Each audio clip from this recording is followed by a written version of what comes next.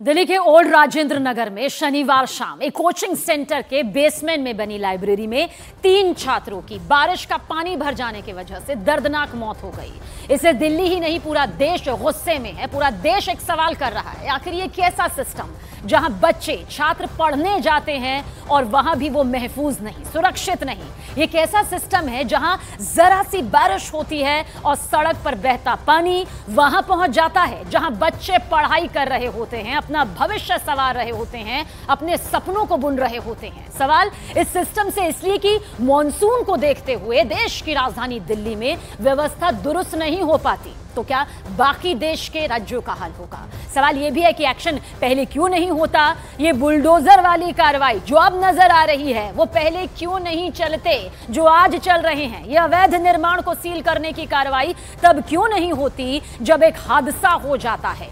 सवाल यही है कि क्या सिस्टम हर बार हादसे का इंतजार करता रहेगा, मौत का इंतजार करता रहेगा, भविष्य को यही डूबता देखेगा, तब जाकर जागेगा?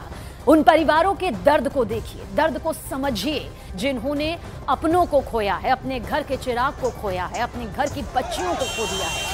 उन छात्रों के गुस्से को समझिए, देखिए, जो जानते हैं कि उन्हें यहीं पर पढ़ना है, यहीं पर अपना भविष्य संवारना है, लेकिन मौत कब दबे कदमों से आ जाए मालूम नहीं। इसी सिस्टम के बीच में अपने सपनों की उड़ान भी इन्हें भरनी है, लेकिन ये सपने यहीं दम तोड़ देते हैं।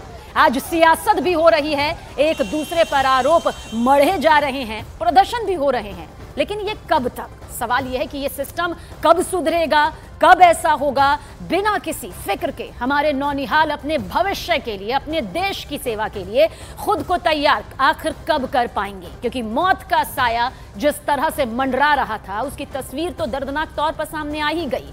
3 छात्रों को अपनी जान गंवानी पड़ी है, और ये बात सिर्फ 3 छात्रों की नहीं है बल्कि उन बच्चों के, उन छात्रों के भविष्य की है जो इसी तरह से कोचिंग सेंटर में जाते हैं, मोटी रकम भी भरते हैं, दिन रात मेहनत भी करते हैं, लेकिन बारिश होती है और वो पानी उनके लिए मौत बनकर दस्तक देती है। ये 3 तस्वीरें बताने के लिए काफ़ी है कि किस तरह से गुस्सा यहाँ पर छात्रों में है, नाराजगी है और अब मांग भी है।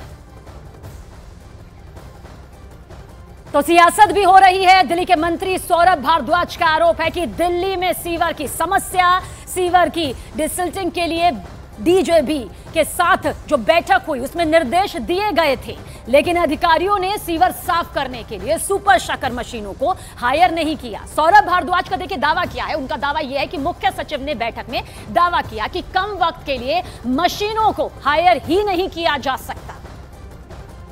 हर कॉलोनी के अंदर पानी की कोई निकासी ही नहीं है, वो जाएगा ही सीवर में, उसके अलावा कोई रास्ता ही नहीं है उसके पास। तो वहाँ पे जहाँ पे एक्सप्लिसिटली नहीं भी ज्वाइन किया हुआ है वहाँ भी वो पानी सीवर में ही जाता है। आप एक बार असेस कर लीजिएगा सो दैट सीवर्स की भी अगर जहाँ जहाँ हमें डिसिल्टिंग की ज़रूरत हो, सम शॉर्ट टर्म अवेलेबिलिटी। आपके पास गुप्ता जी वो है क्या, वो जो सुपर सकर होते थे पहले, रिसाइकलर? जेटिंग मशीन से कैसे रिसाइकलर का काम होगा? मैंने आपसे क्या पूछा? मैंने पूछा आपसे रिसाइकलर है, रिसाइकलर के बिना कैसे चलेगी दिल्ली? उनके पास पैसा ही नहीं है। क्या फ्रीडम दे रखा है आपने? पूरी दिल्ली में जो आपने दे रखा है, तो कोई रिपोर्ट है आप पे?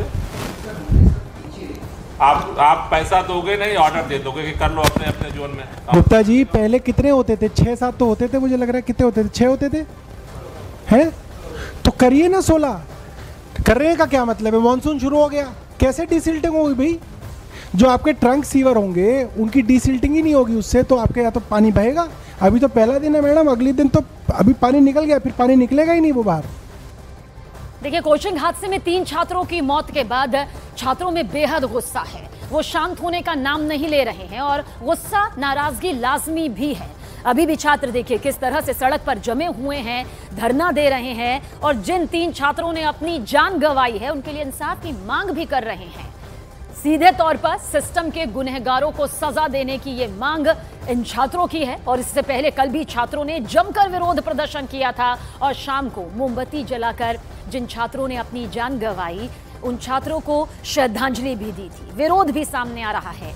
छात्रों के प्रदर्शन को देखते हुए सुरक्षा के कड़े इंतजाम किए गए हैं।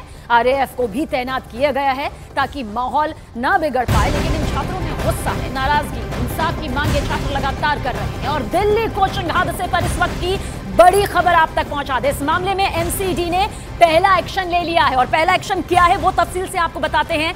दरअसल खबर यह है कि एमसीडी ने एक जेई को बर्खास्त कर दिया है, जबकि एक असिस्टेंट इंजीनियर को निलंबित किया गया है, यानी सस्पेंड किया गया है। और साथ ही एमसीडी ने इस मामले में एग्जीक्यूटिव इंजीनियर से जवाब तलब भी किया है। यह मामला जिस तरह से सामने आया, छात्र साफ तौर पर जो नाराज है कह रहे हैं यह हादसा नहीं, हत्या है। दूसरी तरफ बुलडोजर वाली कार्रवाई की तस्वीर भी यहां पर सामने नजर आई है। वीके सक्सेना हादसे वाली जगह पर पहुंचे हुए हैं। ये सीधी तस्वीर इस वक्त आपके सामने मौजूद है। देखिए, हर पहलू से देखेंगे तो इस वक्त ये मामला अपने चरम पर है। एक तरफ सियासी प्रक्रिया के तहत भी मामला लगातार आगे बढ़ रहा है, जांच का दायरा भी ये मामला आगे बढ़ रहा है। न्यायिक हिरासत को लेकर भी हमने वो तस्वीर आप तक खबर पहुंचाई थी। गिरफ्तारी भी इस पूरे मामले को लेकर लगातार हो रही है। विरोध प्रदर्शन भी सामने आ रहा है, तो बुलडोजर वाली कार्रवाई भी लगातार जारी है। हालांकि इस बीच सवाल यही खड़ा हो रहा है कि आखिर क्यों 3 छात्रों की मौत के बाद ही सिस्टम जागा है? आखिर क्यों जब पहले इसकी शिकायत एक छात्र के जरिए की गई थी तब गंभीरता से इस मामले को क्यों नहीं लिया गया है? हादसे वाली जगह देखिए, वीके सक्सेना भी पहुंचे हुए हैं। साफ तौर पर इतना कहा जा सकता है कि सियासत हो, कानूनी प्रक्रिया हो, वो अब जारी है और दायरा भले ही दोनों सिक्कों के पहलुओं को लेते हुए आगे बढ़ेगा, लेकिन वो काश यहां पर इसकी भरपाई नहीं हो पाएगी, क्योंकि जिन 3 छात्रों ने अपनी जान गंवाई है वो वापस नहीं आ सकते हैं। लेकिन छात्रों की मांग यह है कि इन्हें इंसाफ हर कदम पर मिलना ही चाहिए।